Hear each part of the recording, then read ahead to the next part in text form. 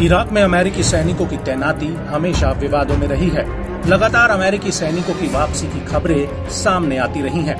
एक बार फिर इराक की ओर से अमेरिका को अल्टीमेटम दिया गया है कि अमेरिका अपने सैनिकों को सितंबर में वापस बुलाना शुरू कर दे, ताकि ये प्रक्रिया अगले साल सितंबर महीने तक पूरी हो जाए, जिससे सारे अमेरिकी जवान इराक को खाली करके चले जाएं। इस पर अमेरिकी विदेश विभाग के प्रवक्ता मैथ्यू मिलर का भी बयान सामने आया है, जिसमें उन्होंने बताया कि दोनों पक्षों ने इस हफ्ते वॉशिंगटन में बैठक की थी।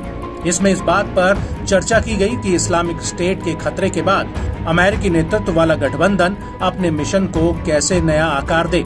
But we do remain committed to the higher military commission process that began in August. I think, as you know, that process is to determine how the coalition's military mission will transition based on the threat from ISIS, operational and environmental requirements, the capabilities of Iraqi security forces, but I don't have any further detail to give on. आपको बता दें कि अमेरिकी सेनाओं ने साल 2003 में Iraq पर हमला कर सद्दाम हुसैन को सत्ता से बेदखल किया था।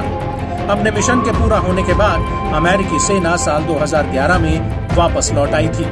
हालांकि साल 2014 में इस्लामिक स्टेट के बढ़ते आतंक के चलते फिर से अमेरिकी सेना को वापस आना पड़ा था। एक आंकड़े के मुताबिक अभी अमेरिका के इराक में करीब 2500 सैनिक तैनात हैं, जिन्हें साल 2014 में इस्लामिक स्टेट को पीछे हटाने के लिए लाया गया था, जिसने इराक और सीरिया में जमकर तबाही मचा रखी थी। अमेरिकी जवानों को ISIS के अहम ठिकाने बगदाद, पश्चिमी अनबर प्रांत और उत्तरी कुर्दिस्तान इलाके में खास तौर से तैनात किया गया था। हालांकि ये साफ नहीं है कि समझौते के तहत कितने सैनिक वापस अमेरिका आएंगे। इराकी सूत्रों की माने तो ज्यादा से ज्यादा सैनिकों की वापसी रहेगी। माना जा रहा है कि अमेरिका फिलहाल सैनिकों की वापसी के मूड में नहीं है।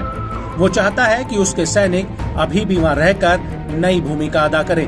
बताया जा रहा है कि अमेरिका द्विपक्षीय आधार पर इराक में अपने सैन्य उपस्थिति बढ़ाने की तैयारी में है। माना यह भी जा रहा है कि इसके जरिए अमेरिका एक साथ कई चुनौतियों को साधने की तैयारी कर रहा है। अमेरिका सीरिया में भी अपनी मौजूदगी की छाप छोड़ना चाहता है, जहां उसके करीब 900 से ज्यादा सैनिक तैनात हैं। जहां एक और ईरान समर्थित इराक और सीरियाई गुट ये दिखाने में जुटे हैं कि वो देश पर एक बार कब्जा करने वाले को फिर से बाहर कर रहे हैं, तो वहीं अमेरिका अपने कट्टर दुश्मन ईरान और उसके सहयोगियों को किसी भी हालत में जीतते हुए नहीं देखना चाहता है। अमेरिका को इस बात की भी चिंता सता रही है कि इस्लामिक स्टेट फिर से उभर सकता है। अमेरिका ने ISIS को साल 2017 में इराक में और साल 2019 में सीरिया में हराकर खत्म करने का दावा किया था। माना जाता है कि अभी भी ISIS जड़ से खत्म नहीं हुआ है। अमेरिका के पास इराक और सीरिया के भविष्य को लेकर कोई ठोस प्लान नहीं है। अगर इलाके से अमेरिकी जवानों की वापसी होती है तो आतंकवाद, क्षेत्रीय राजनीति और सुरक्षा पर बड़े पैमाने पर असर पड़ने की आशंका है।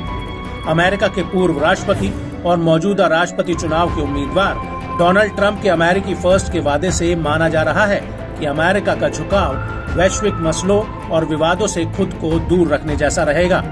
इस बात से भी इनकार नहीं किया जा सकता कि मौजूदा राष्ट्रपति जो बाइडेन के कार्यकाल में इराक और सीरिया में अमेरिकी सैनिकों को काफी चुनौतियों का सामना करना पड़ा है।